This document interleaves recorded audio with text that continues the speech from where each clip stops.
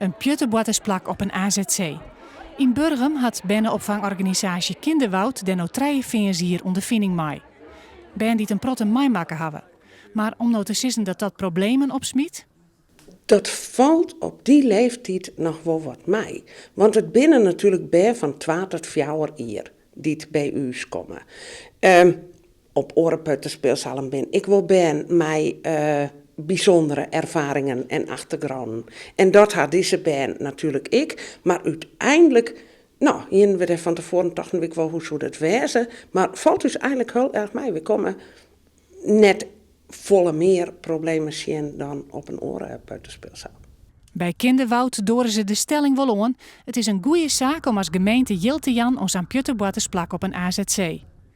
Het is ook een actueel vraagstuk. Want er komen nog wat AZC's bij in Friesland. Een voordeel is dat banden goed Nederlands leren. Wij gaan al praten met elkaar. Wij praten Nederlands en de memmentaal die leren ze thuis wel.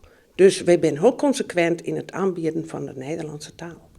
En dat doet ik vertuten. Wat blijkt nou na ongeveer 3 kwartier dat die band net meer, die lang op een peuterspeelzaal was binnen, dat die net meer terugstromen hoeven naar de squallen op het AZC-terrein, maar dat die direct naar de basissquallen in het dorp kunnen. En dat is natuurlijk fantastisch. Dat is een resultaat waar we heel trots op zijn. En dat na 3 kwartier eigenlijk al.